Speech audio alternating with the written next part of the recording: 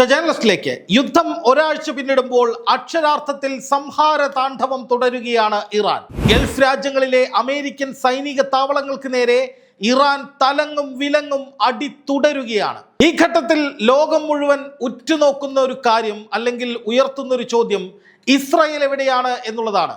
ഈ യുദ്ധം തുടങ്ങിയത് തന്നെ ഇസ്രായേലിന്റെ ആവശ്യങ്ങൾ നേടിയെടുക്കുന്നതിന് വേണ്ടിയാണല്ലോ.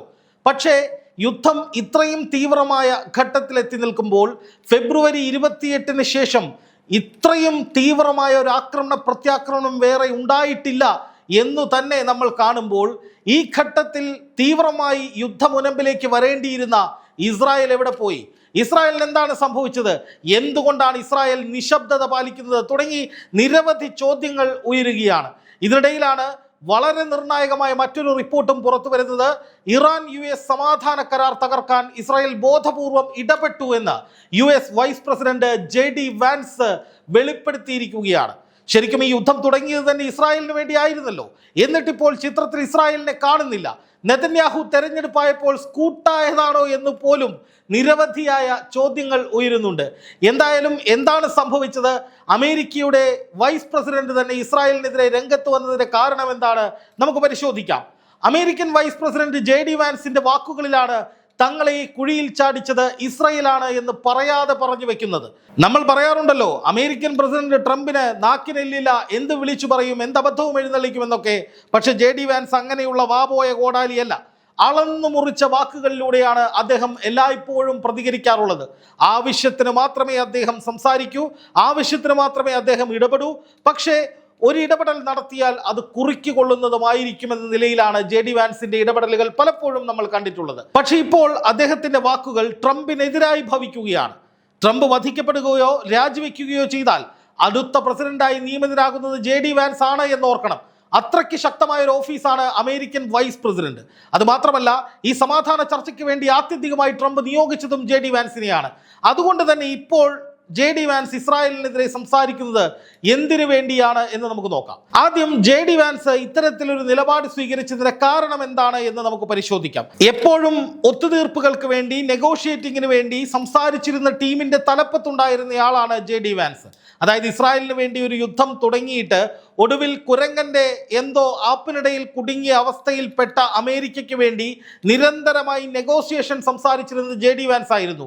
അതും ഇസ്രായേൽ ചെയ്തു കൂട്ടുന്നതിനൊക്കെയും അമേരിക്ക കണക്ക് പറയുന്നതിന് സമാനമായ നിലയിൽ JD വാൻസ് ആണ് മറ്റു മധ്യസ്ഥ രാജ്യങ്ങളുടെയും ഇറാന്റെയും ഒക്കെ വായിലിരിക്കുന്നത് കേൾക്കുന്ന വിധത്തിൽ തലകുമ്പിട്ട് പലപ്പോഴും നിന്നിട്ടുള്ളത്. എന്തായാലും ഇറാൻ അമേരിക്ക യുദ്ധത്തിൽ നിർണായകമായ ഒരു നീക്കം നടന്നത് JD വാൻസ് കാരണമാണ്. ജൂൺ 14 വെടിനിർത്തലുമായി ബന്ധപ്പെട്ട ഒരു കരട് ധാരണ തയ്യാറാകുന്നു. 17-ാം തീയതി ഒരു കരാറിലേക്ക് എത്തുന്നു. അതിനൊക്കെ പിന്നിൽ JD വാൻസ് ആണ്. പക്ഷെ അതേ JD വാൻസ് ഇപ്പോൾ പറയുന്നു തന്നെ തെരഞ്ഞുപിടിച്ച് ഈ ധാരണ ഉണ്ടാക്കി എന്ന ഒറ്റ കാരണത്താൽ എങ്ങനെയെങ്കിലും ഈ ധാരണ പൊളിച്ചെടുക്കാനായി ഇസ്രായേൽ അക്ഷീണമായി പ്രവർത്തിക്കുന്നുവെന്ന്. ഇസ്രായേൽ ഡൊണാൾഡ് ട്രംപിന്റെ പ്രചാരണത്തിന് വേണ്ടി മുന്നിട്ട് നിന്ന ഒരു റിപ്പബ്ലിക്കൻ നേതാവിനെ പണം കൊടുത്ത് സ്വാധീനിച്ച് കൈവശപ്പെടുത്തി അദ്ദേഹത്തിലൂടെ റിപ്പബ്ലിക്കൻ പാർട്ടിയിലെയും അല്ലാത്തവയുമായ ആളുകളുടെ മനസ്സിനെ സ്വാധീനിച്ച് എങ്ങനെയെങ്കിലും ഈ കരാറിനെ അട്ടിമറിക്കുന്ന തിരക്കിലാണ് ഇസ്രായേൽ. ഇൻഡയറക്ട്ലി ആണ് ഇതിൽ ഇടപെടുന്നത് എന്നാണ് ഇപ്പോൾ പുറത്തു വരുന്ന ചില സൂചനകൾ. അതായത് ഇസ്രായേലിനെ സംബന്ധിച്ച് അമേരിക്ക നടത്തിയ നീക്കങ്ങൾ അത്രയും ശക്തമായ തിരിച്ചടിയായിരുന്നു.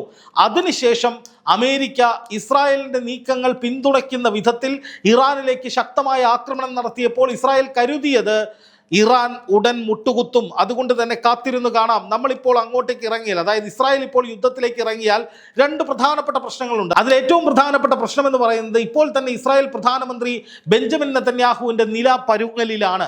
ഈ സാഹചര്യത്തിൽ വീണ്ടും യുദ്ധം ഇറാന് നേരെ ചെയ്താൽ ഇറാൻ ഇസ്രായേലിനുള്ളിലേക്ക് ആക്രമണങ്ങൾ നടത്തും, ഹൂത്തികൾ നടത്തും, ഹിസ്ബുള്ള നടത്തും, സകല പ്രോക്സി ഗ്രൂപ്പുകളും എല്ലാവരും ചേർന്ന് ഇസ്രായേലിനുള്ളിലേക്ക് വലിയ തോതിൽ ആക്രമണങ്ങൾ നടത്തും. വേണമെങ്കിൽ ചെങ്കടൽ ഹൂത്തികൾ അടയ്ക്കുകയും ഇസ്രായേലിന്റെ വാണിജ്യ മേഖലയ്ക്ക് വലിയ നാശനഷ്ടങ്ങൾ ഉണ്ടാവുകയും ചെയ്യും. അങ്ങനെ വരുമ്പോൾ ഈ തെരഞ്ഞെടുപ്പിൽ നെതന്യാഹു ദയനീയമായി പരാജയപ്പെടുന്ന സാഹചര്യത്തിലേക്ക് കാര്യങ്ങൾ പോകും. അതുകൊണ്ടാണ് ഒരു പ്രകോപനം വേണ്ട എന്ന നിലയിൽ ഇസ്രായേൽ മാറി നിൽക്കുന്നത് എന്നാണ് ഒരു ന്യായം വരുന്നത്. രണ്ടാമത്തെ കാര്യം എന്ന് പറയുന്നത് നെതന്യാഹു വധഭീഷണിക്ക് നടുവിലാണ്. ഇറാന്റെ പരമോന്നത നേതാവ് ആയത്തുള്ള അലി ഖാംനെയിയുടെ മകൻ മുജ്തബ ഖാംനെയി കൃത്യമായി തന്നെ പ്രതികാരം തീർക്കുമെന്ന് ഖാംനെയിയുടെ സംസ്കാര ചടങ്ങിന് പിന്നാലെ ലോകത്തോട് വിളിച്ചു പറയുകയും ആ ഹിറ്റ് ലിസ്റ്റ് പുറത്തു വരികയും ചെയ്തത് നമ്മുടെ മനസ്സിലുണ്ട്. ആ ഹിറ്റ് ലിസ്റ്റിൽ ഉണ്ടായിരുന്ന പേരുകളിൽ പ്രധാനികൾ ആരാണ്? ഒന്ന് ഡൊണാൾഡ് ട്രംപാണ്, രണ്ട് നെതന്യാഹു ആണ്. നെതന്യാഹുവിനെ വധിക്കാനുള്ള സാധ്യതയുണ്ട് എന്ന റിപ്പോർട്ടുകൾ പുറത്തു വന്നതിന് പിന്നാലെ നെതന്യാഹു തൻ്റെ കുടുംബത്തിന് വേണ്ടി, തൻ്റെ മക്കൾക്കും തൻ്റെ ഭാര്യയ്ക്കും മക്കൾക്കും വേണ്ടിയിട്ട് സുരക്ഷ വർദ്ധിപ്പിക്കണമെന്ന് പറഞ്ഞുകൊണ്ട് ഉദ്യോഗസ്ഥരെ നമ്മൾ കണ്ടതാണല്ലോ. അവർ പറയുന്നത് എന്താണ്? നെതന്യാഹു പറയുന്നത് എന്താണ്? താൻ പ്രധാനമന്ത്രി പദത്തിൽ നിന്ന് പുറത്താക്കപ്പെട്ടാലും അല്ലെങ്കിൽ തനിക്കിനി പ്രധാനമന്ത്രിയാകാൻ കഴിഞ്ഞില്ലെങ്കിലും തൻ്റെ മക്കളുടെയും കുടുംബത്തിൻ്റെയും ഒക്കെ സുരക്ഷ അവിടുത്തെ ഇന്റേണൽ ഫോഴ്സ് നോക്കണമെന്നാണ് നെതന്യാഹു ആവശ്യപ്പെടുന്നത്. അപ്പോൾ അതിൻ്റെ അർത്ഥം പ്രധാനമന്ത്രി പദം നഷ്ടപ്പെടാൻ സാധ്യതയുണ്ട്. അല്ലെങ്കിൽ പ്രധാനമന്ത്രി പദത്തിൽ നിന്ന് നെതന്യാഹു നിഷ്കാസനം ചെയ്യപ്പെട്ടാൽ അഴിക്കുള്ളിൽ പോകാൻ സാധ്യതയുണ്ട്. ഇനി അല്ലെങ്കിൽ ഇറാന്റെ ഭാഗത്തു നിന്നുള്ളൊരു അപായ നീക്കം നെതന്യാഹുവിനെതിരെ ഉണ്ടാകാൻ സാധ്യതയുണ്ട്. അപ്പോൾ അങ്ങനെയുള്ള നിരവധി പ്രശ്നങ്ങളിൽപ്പെട്ട് ഉഴലുന്ന നെതന്യാഹു ഇപ്പോൾ തെരഞ്ഞെടുപ്പ് കൂടി വരുന്ന സാഹചര്യത്തിൽ ഇനി ഒരിക്കലും ഒരു കാരണവശാലും യുദ്ധത്തിലേക്ക് ആഞ്ഞു വരികയില്ല എന്ന് തന്നെ വേണം പറയാൻ. അതാണ് ഏറ്റവും വലിയ തിരിച്ചടി നെതന്യാഹുവിന് ലഭിക്കുന്നത്. കാരണം ഈ യുദ്ധം ഫെബ്രുവരി 28 തുടങ്ങുമ്പോൾ നെതന്യാഹുവിൻ്റെ മനസ്സിൽ ഒരുപാട് സ്വപ്നങ്ങൾ ഉണ്ടായിരുന്നു. ഇറാൻ എന്ന രാജ്യത്തിൻ്റെ സർവനാശം, അവിടുത്തെ പരമാധികാരം പിടിച്ചെടുത്ത് അമേരിക്കയും നെതന്യാഹുവും കൂടി നിയമിക്കുന്ന ഒരു ഭരണകൂടം അവിടെ വരുന്നു. അതിനുശേഷം അവിടുത്തെ നിരായുധീകരണം, അവിടുത്തെ മിസൈലുകൾ മുഴുവൻ നശിപ്പിക്കപ്പെടുന്നു, ആയുധങ്ങൾ മുഴുവൻ ഇല്ലാതാക്കുന്നു, തുരങ്കങ്ങൾ മുഴുവൻ തകർക്കുന്നു. അതിനുശേഷം അവിടുത്തെ ഊർജ്ജ മേഖല, അതായത് ആണവോർജ്ജം അമേരിക്ക കൊണ്ടുപോകുന്നു, യുറേനിയം സമ്പുഷ്ടീകരിച്ച് യുറേനിയം അമേരിക്ക എടുക്കുന്നു. അങ്ങനെ ഒരു തരത്തിലും ഇറാൻ ഇനി ഉയരുകയോ ഇറാൻ ഇനി മുന്നോട്ട് വരികയോ ചെയ്യില്ല. അങ്ങനെ ഇറാന്റെ ഭീഷണി എന്നേക്കുമായി ഇല്ലാതാകുമെന്നൊക്കെ കരുതിക്കൊണ്ട് യുദ്ധം തുടങ്ങി വെച്ച നെതന്യാഹു ഇപ്പോൾ കാണുന്നത് ഹോർമുസ് ചരിത്രത്തിൽ ആദ്യമായി പിടിച്ചെടുത്ത ഇറാനെയാണ് എന്ന് മാത്രമല്ല, ഇറാൻ ശക്തമായ തിരിച്ചടി നിരന്തരമായി അമേരിക്കയ്ക്ക് കൊടുത്തുകൊണ്ടിരിക്കുകയാണ്. ലോകം മുഴുവൻ ഇറാന്റെ കരുത്തുകൊണ്ട് ഭയന്നിരിക്കുകയാണ്. ഈ ഘട്ടത്തിൽ ഇറാന് നേരെ ആക്രമണത്തിന് പോയാൽ ഇസ്രായേലിലേക്കും ശക്തമായ അടി കിട്ടുമെന്ന് അറിയാവുന്നത് കൊണ്ട് നെതന്യാഹു മിണ്ടാതിരിക്കുകയാണ്.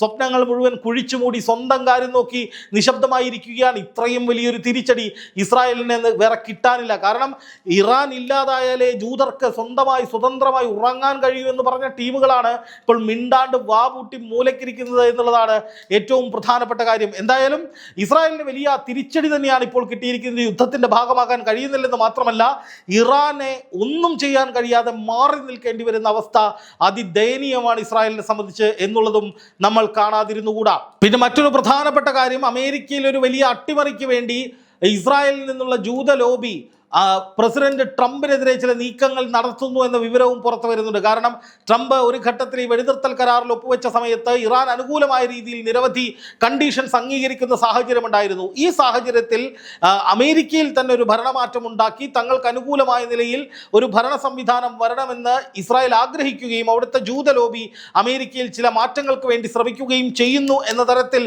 വാർത്തകൾ വന്നു. അതിനിടയിലാണ് ഇപ്പോൾ JD വാൻസ് ഇസ്രായേലിനെതിരെ രംഗത്ത് വന്നിരിക്കുന്നത്. അതാണ് ഇതിൽ ഏറ്റവും പ്രധാനപ്പെട്ട ഒരു ചോദ്യം. ഇസ്രായേലിനുള്ള ഒരു വാർണിംഗ് എന്ന് പറയുന്നത് ഈ പറയുന്ന പ്രവർത്തനങ്ങൾ നടത്തുന്നതിന് എതിരായിട്ടുള്ള ഒരു നീക്കമാണോ? അതായത് അമേരിക്കൻ താല്പര്യങ്ങൾക്ക് അതീതമായി അമേരിക്ക എന്ത് ചെയ്യണമെന്ന് വരെ അമേരിക്കൻ നേതാക്കളെ കൊണ്ട് ഇസ്രായേലിലെ ലോബിയിങ് തീരുമാനിപ്പിച്ചു കഴിഞ്ഞാൽ അത് വലിയൊരു പ്രശ്നമാണ് എന്ന് മനസ്സിലാക്കിയ JD വാൻസ് ഉൾപ്പെടെയുള്ളവർ ഇതിനെതിരെ ശക്തമായി ഞങ്ങൾ നിലകൊള്ളുമെന്ന് ഇസ്രായേലിന് ഓർമ്മപ്പെടുത്തുകയായിരുന്നോ എന്നുള്ള ഒരു ചോദ്യവും നിലനിൽക്കുന്നുണ്ട്.